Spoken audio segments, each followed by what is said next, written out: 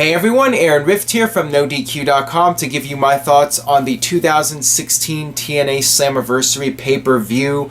Before I get started with the results, I would like to offer my condolences to the families of the victims from the Orlando shooting this weekend.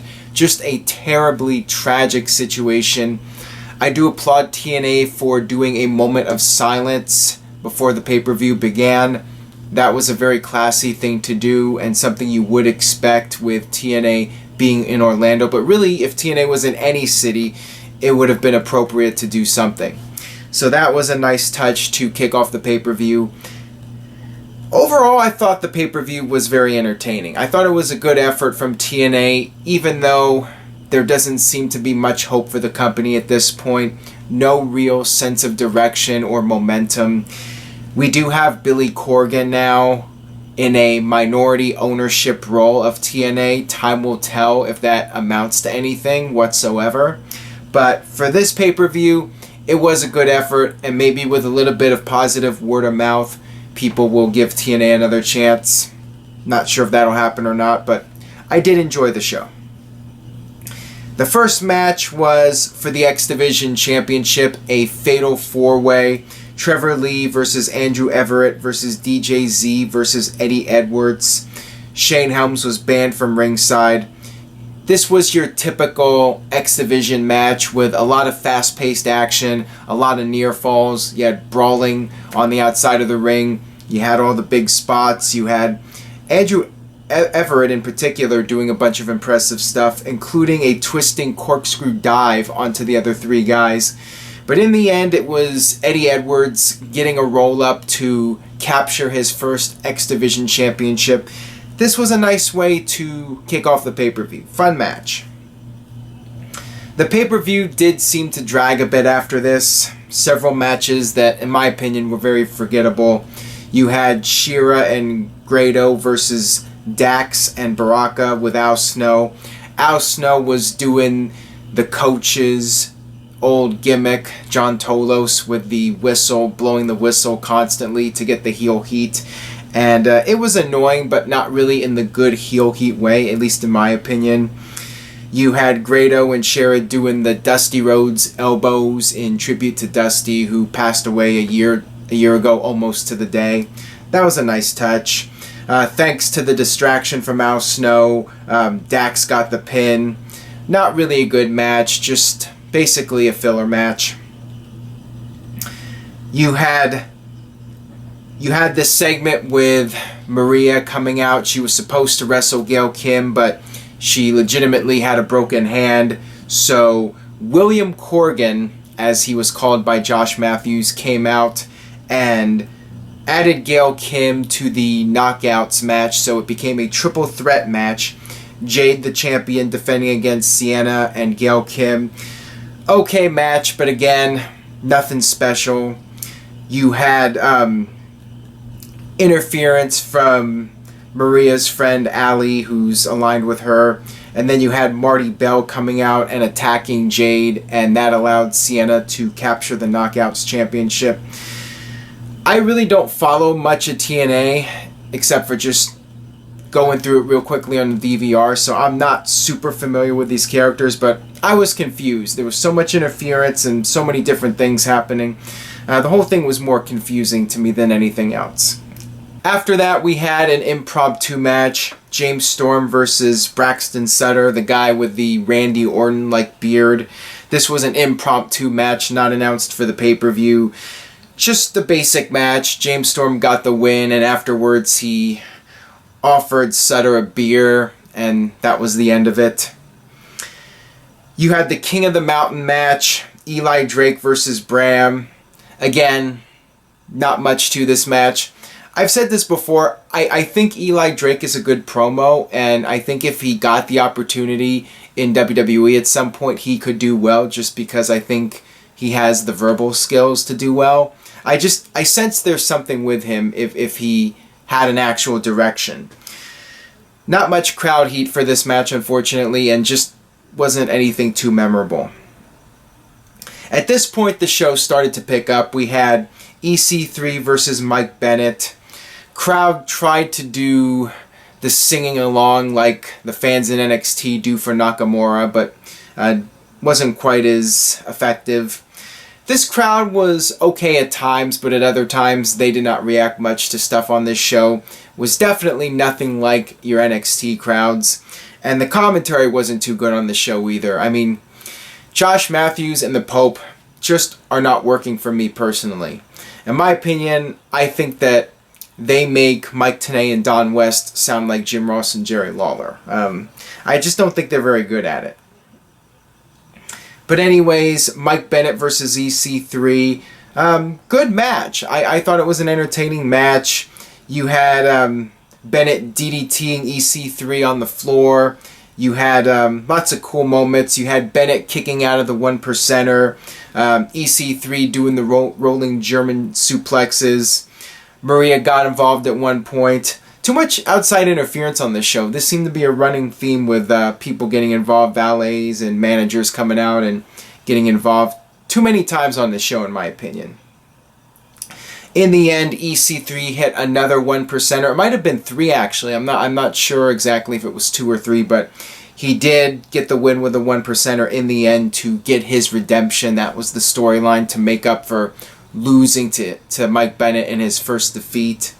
So this was good stuff, and I'm assuming that EC3 will be pushed into the main event picture, and I'll get to that more in a few minutes here.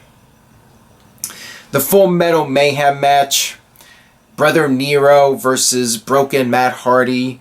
Despite the really goofy storyline and Matt Hardy doing the fake accent, this was a really good match. I will give these guys credit. They went out there and they worked hard, and they had a memorable Full Metal Mayhem match. Matt Hardy has this weird piano music now for his entrance, whatever. I guess that fits in with his character. Good stuff. I mean, they used a lot of weapons, the trash cans. Jeff Hardy had this ladder that he extended, and he made a bridge out of it across the entire ring. Did a swanton bomb through the ladder.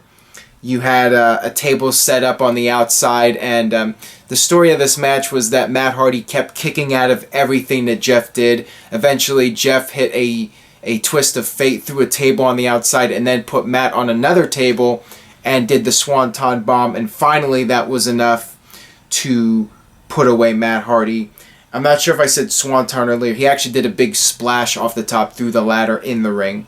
But yeah, lots of cool moments in this match. And, one more spot I forgot to mention was Matt Hardy grabbed a keyboard synthesizer from under the ring and set that up on the outside and powerbombed Jeff Hardy through the synthesizer. So that was kind of a fun moment, over the top. But this was an entertaining match. I'll give them credit. They went out there, and despite the state that TNA's in, Matt and Jeff earned their paychecks.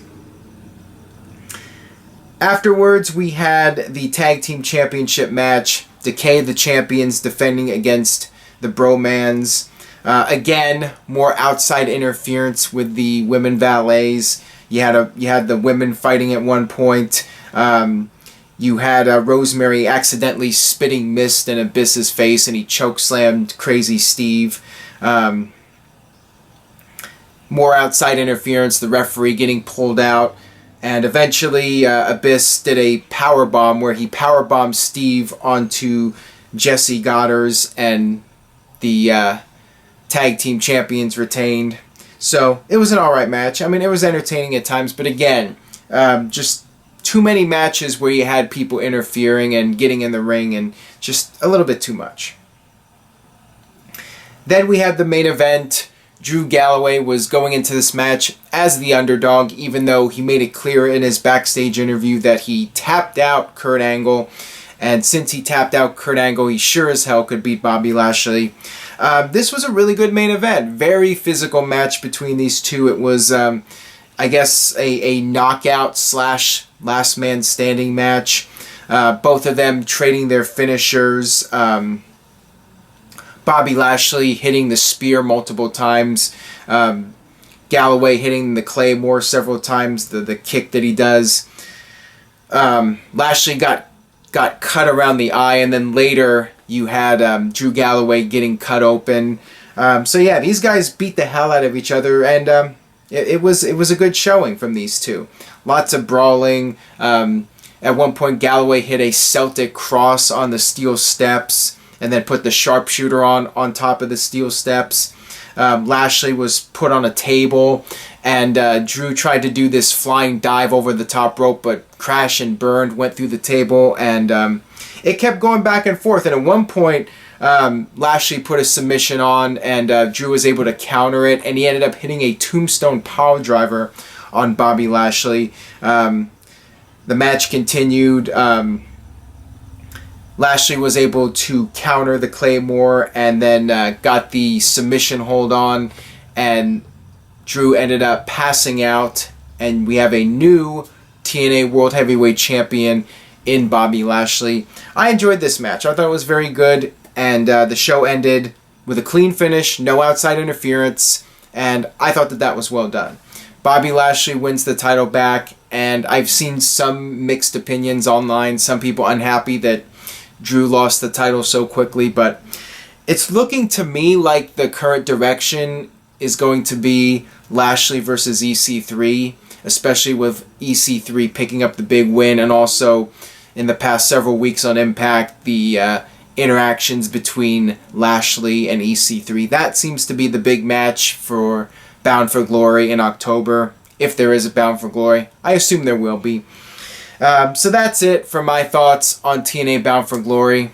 Like I said, pretty good show overall. I was entertained, but I'm still not overly optimistic about TNA's future. I assume they will continue to somehow survive as they have. People have predicted TNA's demise for the longest time, and they somehow managed to keep going. And it's not like I want TNA to go out of business.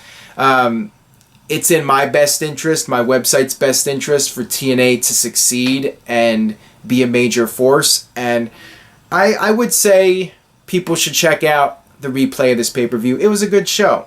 Does it mean TNA is going to be turning things around? I have my doubts, but we'll see what happens. We'll see if Billy Corgan, with his extra influence now as a minority owner, if he'll be able to get the ball rolling with TNA and get some momentum going. We'll see what happens. I'll give him a shot. And this coming week on Impact Wrestling, they will be announcing the newest member of the TNA Hall of Fame.